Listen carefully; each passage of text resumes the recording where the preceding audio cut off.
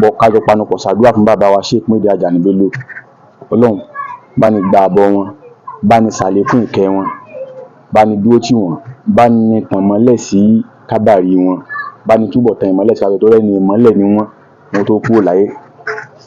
Tọ́rẹ́ ní ṣẹ́kẹ́ni ẹni ìmọ́lẹ̀ ni wọ́n, ìwà ìmọ́lẹ̀ ni wọ́n, ọ̀rọ̀ ìmọ́lẹ̀ ní ṣẹ́kẹ́ni oníjáde lẹ́nu wọn.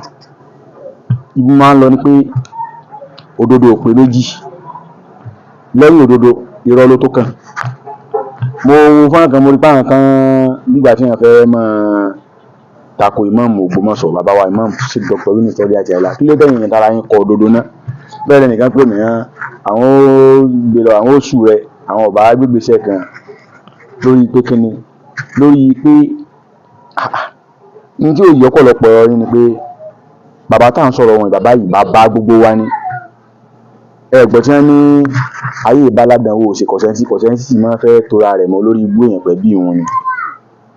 Gbogbo wa ń pe bàbá yìí ní bàbá torí pé kíni o, nígbà tí ẹ ń bẹ láyé ọ̀rọ̀ Ọlọ́run ni ẹ ń sọ, ìwà tọ́lọ́run ni a máa wù ni ń wù.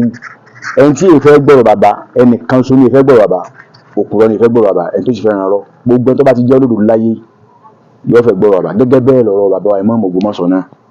Bí Ìmáàmù Ògbómọ̀ṣọ́ ṣe ń sọ ìgẹ́lẹ́, bẹ́ẹ̀ ni bàbá náà ṣe máa ń sọ ńgbà tí ẹ ń bẹ láyé. Kódà bàbá ó tún fi èpè bẹ́, wọ́n ó tún fi èpè dé ládé fún ẹni tí kó lè bá mọ̀ pé òdodo làwọn ń sọ o. Kí wá ló dé? Kí ni bàbá Ìmáàmù sọ tí yóò jẹ́ kíní? Bàbá yìí wọ́n tọ́ ọmọ tí èso ọmọ wọn tọ́ ń lọ́ọ̀yà, tó jẹ́ lọ́ọ̀yà. Ọmọ tí èso ọmọ wọn tí wọ́n rán skul tó pọ̀, tó jẹ́ Western Education tí wọ́n rán tó pọ̀. Ọmọ tí èso ọmọ wọn tí wọ́n tó ń lé kí gbogbo àwọn ọmọ kẹ́kọ̀ọ́ wọn lẹ́kọ̀ọ́, gbogbo àwọn tí wọ́n bí lẹ́kọ̀ọ́ wọn kẹ́kọ̀ọ́. Bàbá yìí wá ń túbọ̀ gbà àwọn ọmọ mọ̀ràn pé ẹ má jẹ́ káwọn tó jẹ́ kàńdá nínú rẹ̀ sí, ẹ má jẹ́ wọn ba ẹ̀yìn bàbá jẹ́. Nkí á ló lé ń bẹ̀. Tá bá ń sọ nípa àwọn tí wọ́n kúkú re nílẹ̀ Yorùbá tó jẹ́ bàbá tán jẹ́ àfà.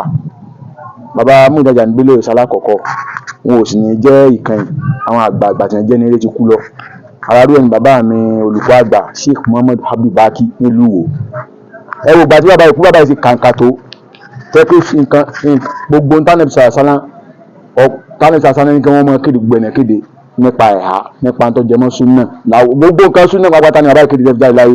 Wọ́n sì lé mọ́ ní wọ́n tó bá ti fẹ́ fún tó bá ti gbódòdó kù wájú àbò olùkọ́ àgbà ni. Síbẹ̀ nígbà tí bàbá yìí jáde láyé, kọ́ ní ẹ̀kọ́ ọkọ̀ dàrú rárá. Ọwọ́ nìkan ọ̀wá láti takọ́ wá sọ pé wọ́n bá nǹkan kan jẹ́ lẹ́yìn bàbá yìí. Àwọn ọmọ tí bàbá bílẹ̀ gan ti tó, wọ́n ti tó sójà, wọ́n dúró ní ò lè dà nǹkan gbígbẹ́ pé gbogbo ọmọ tí wọ́n bí gan nǹkan yé wọn. Ìwọ kan ará àta gbogbo ọmọ tí wọ́n tọ́ ń ta náà nǹkan yé wọn. Ẹnìkan ọ̀kan lè wá kọ́ wá gbé nǹkan kan tí ò ní ìtumọ̀ wá. Igbó tẹ́ ní ẹ̀sìn bàbá yìí sí bàbá olùkọ́ àgbà, igbó tẹ́ ní ẹ̀sìn wọ́n sí, igbó tẹ́. Dóní ọ̀sẹ̀ tí ọkọ̀ ilé mọ́gbà igbó tẹ́ wọn kọjá. Á ṣàdúrà fún bàbá. Bàbá tó wà ní bàbá wa Muyideen Ajani Bello bí mo ṣe ń sọ lọ. Mo sì wà ìmọ́lẹ̀ ara wọn pẹ̀lú iṣẹ́ dáadáa tí wọ́n ṣe láyé. Ó yẹ kó jẹ́ okùnfà àlùbáríkà fún gbogbo àwọn òkú tí wọ́n bá ṣe sísá ṣàkání wọn. Tọ́rọ̀ wọn bá kú bí ẹ̀ka tó wájú Ọlọ́run.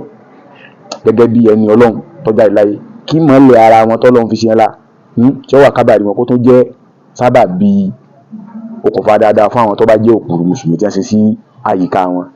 Ní táwọn afáàn sọ nìyẹn tẹ́ ń sọ nìyẹn. Ṣùgbọ́n àwọn ẹni tí ọba ti fódodo kò ní gbọ́. Ṣùgbọ́n ẹni tó fẹ́ irọ́ lẹ́yìn tí wọ́n mọ̀ sọ pé kíní kan ẹgbẹ́ àwọn tí wọ́n mọ̀ ìyẹn rọ́ kíní ń bẹ́ńbẹ́. Tẹ́nìkan bá bọ́ta tó bá ní ọ̀rọ̀ tí bàbá Ìmáàmù Ògbómọ̀ṣọ́ ń sọ pé ó kù díẹ̀ káàtó àbírọ́ ni. Ó ń tọ̀wọ̀ sí kíni, ó ń tọ̀wọ̀ ọmọ tí ń ṣe. Kọ̀mọ́ tí ń ṣe ó ń tọ̀wọ̀ sí dábàá lówó dáadáa, òpùrọ́ ni. Kò rìn lójú ọ̀nà Ànábì sàlá gbogbo táwọn sàṣà ní àṣẹ irú ẹni bẹ́ẹ̀ yóò mọ̀ tako. Torí ìdí èyí dábàá nǹkan tó bá tako bàbá Ìmáàmù Ògbómọ̀ṣọ́. Ó ń tọ̀wọ̀ kó yẹra rẹ̀ wo.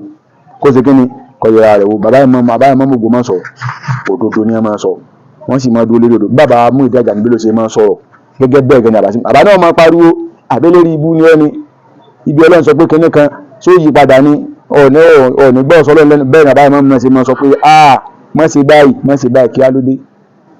Ojúlé ọmọ Yorùbá tẹ́ bá nítorí ọ̀rọ̀ bàbá yìí fẹ́ ṣù wá fẹ́ gbé wa.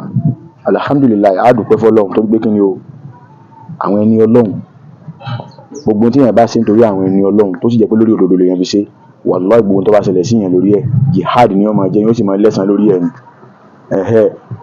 Mo rẹ̀ kẹ́ máa kankan irọ́ ò lè lékè òótọ́ láéláé bó ṣe lè kọ́ pẹ́ tó òdodo ni ó lékè irọ́ kò jù bá ń lọ ó dàbọ̀.